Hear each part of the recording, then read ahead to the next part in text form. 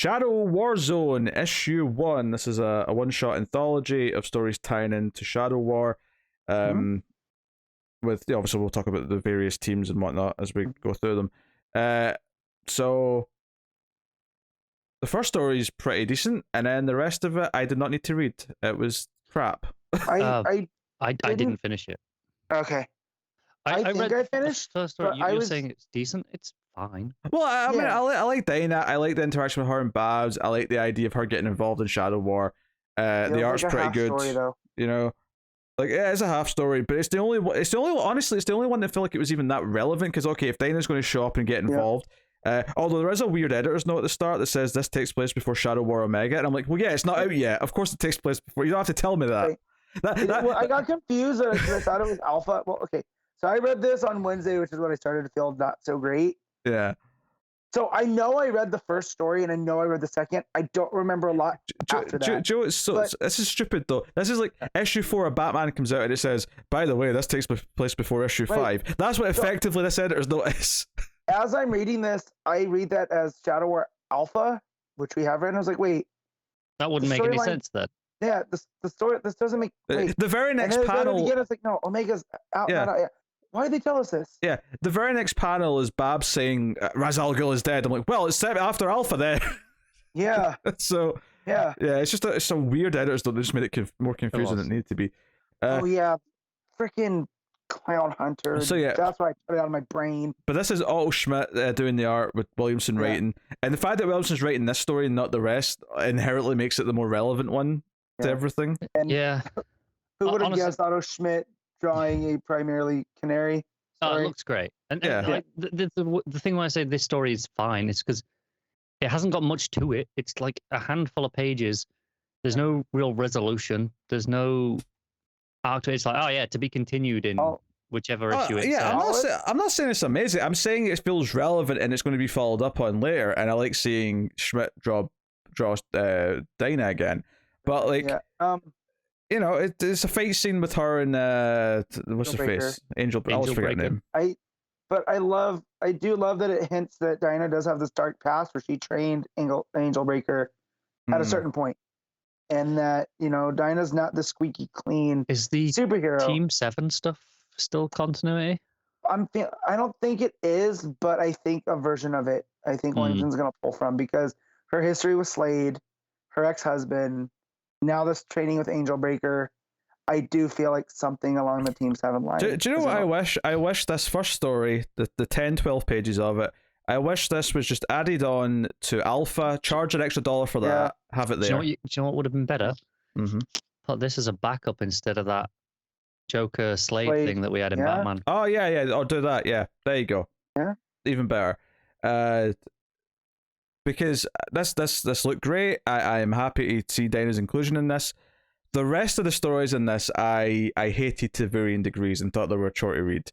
Connor tapped out. I put the effort in because I believe in the show. I'm here. Look, I read the second story. I read all of the second one, and I don't think I hated it quite as much as Pete did. No, I just thought it was fine. It was just worthless. Like they didn't do anything. And I got to the end of it. I was like, right, okay, I understand what this book is now. I got 2 pages into the next one. I was like, it's Ghostmaker. Screw this. I'm out. The Ghostmaker story is probably the best out of the rest of them, but it's still Ghostmaker. So, I just like because the second story, which is Nadia Shamish writing with Sweeney Boo on art. So right away, the art gave me whiplash because you turn the page and it's this like neon green and purple like cartoony. I like the art though. Like, the art's the strongest point of that story, I think. I'm a little mixed on it. I think it might fit certain stories all right. I don't know if it necessarily fits what I think of as Ra's al Ghul and Talia. But I like it in the context of a young Talia story and it's her finding a place. I think the art works for that. Right, but I feel like there's a lot of characters that I don't need to see the young version of, and Talia is one of them. Mm-hmm. And so, I mean, it's nice that this art comes out and it does give it that softness of a young Talia, but I don't know what we're supposed to glean from this about the character. I mean, there's nothing here. She gets hurt, like to try to prove that she can dive off a cliff to her friend, and then she sneaks out and goes to Lazarus Island and meets her grandmother for the first time I mean, the grandmother saw her as a baby, but that doesn't count. Right. And she's like, no, I need to send you back to your father. But basically tells her that when she was a baby, she had to be put in a Lazarus pit.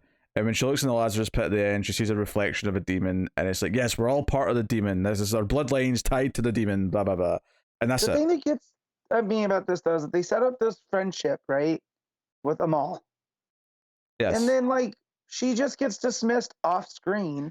And those Talia's first couple of pages were the strongest part of this. That relationship, kind of forming that.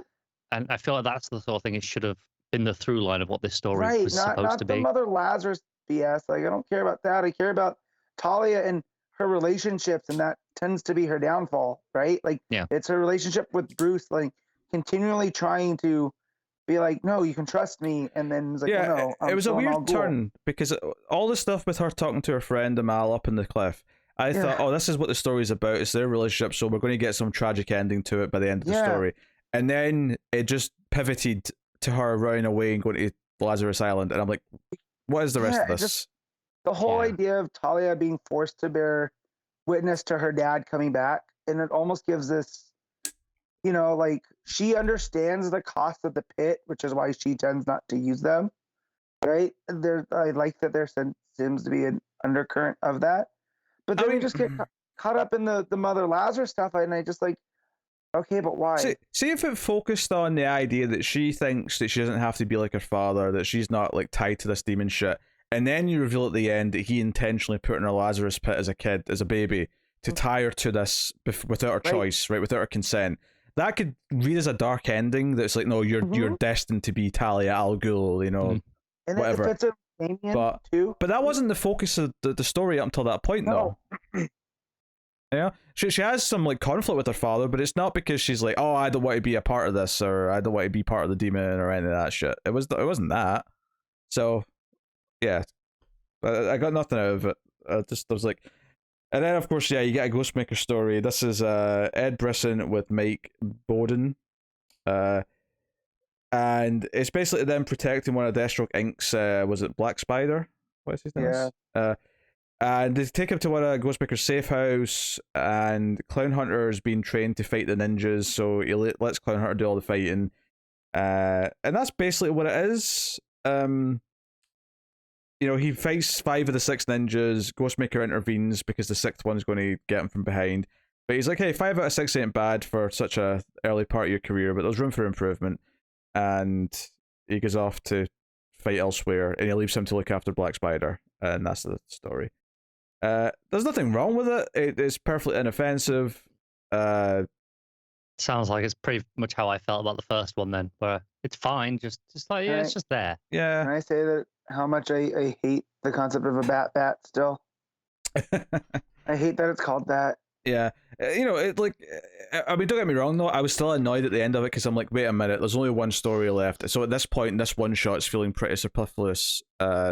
And this is typical tie-in bollocks that you should skip and save your money on.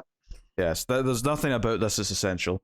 Nothing at all. And I'm pretty sure even when Dana does show up in the Omega issue, wherever There'll it is, be an editor's note and you'll be fine. Yeah, it's not going to be that confusing. So there you go. And then we have a Harley story, which, because of the coloring, I didn't even realize it was Harley until they mentioned her name in the next panel. I know the little diamonds are on her shoulder, which is kind of a giveaway, but like, she looks like she's got purple hair, so I just kind of whatever. But that's a flashback to when she was kind of loosely affiliated with Deathstroke and a team, which is why she's been hunted in the present day. It's a tenuous link at best, as she points out, but it's just an excuse for a Harley story, which is Stephanie Phillips writing, with art by Anne Molina. So luckily it's not Rosmo also. This I would have thrown my book across the. Oh, that's when Matt would have tapped out. Yeah. I do think it's funny that Cora didn't get to the Harley story when he's the one who's been reading Harley. Yeah, but also I forgot this was in here. I forgot Ghostmaker was in this one. We're in here. So that's fine. I have no regrets. I will say though that Stephanie Phillips does bring a comedic thing to Harley, which they should have, where she wants to bring in a monkey ambassador.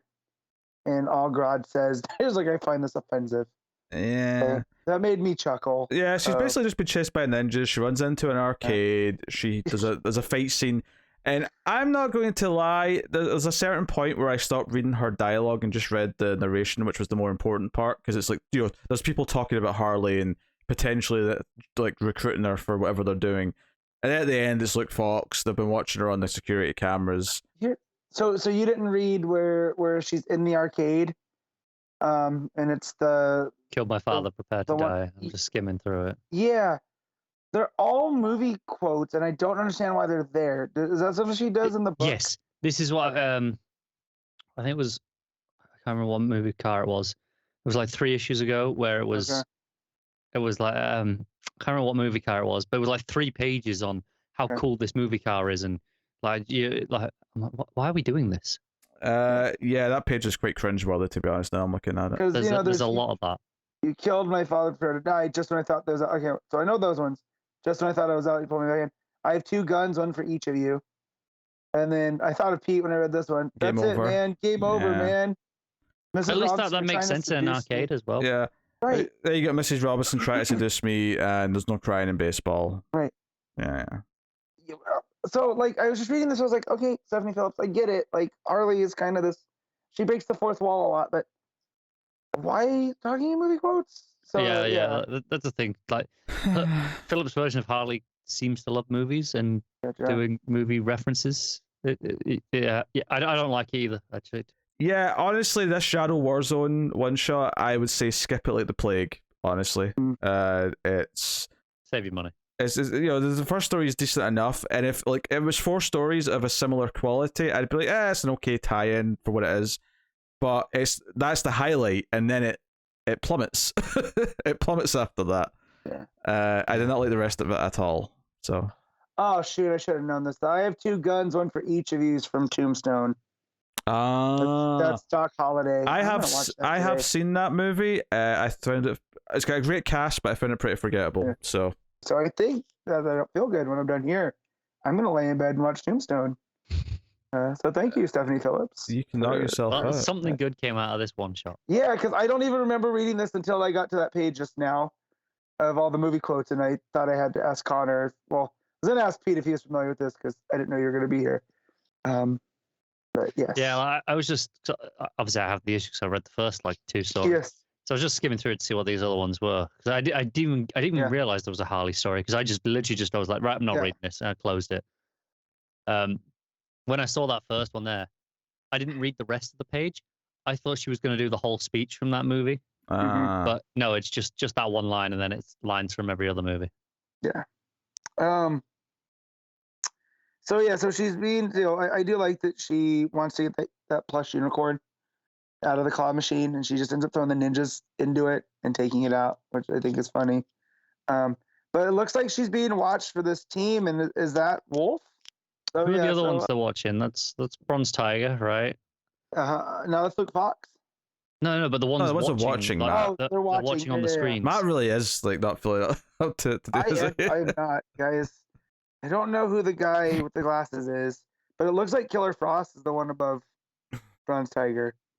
So yeah. So I hate to be this dismissive, but it's shit. Don't buy it. As far as this one shot goes. So Matt, what are you rating it? I'm gonna give it a 5, but that's because Otto Schmidt art and then the second artist for that Talia story I pretty much enjoyed. Okay. He's a little generous. Matt handed out the generous candies to the kiddies. Yeah. Connor, what are you giving it? I don't even think I can.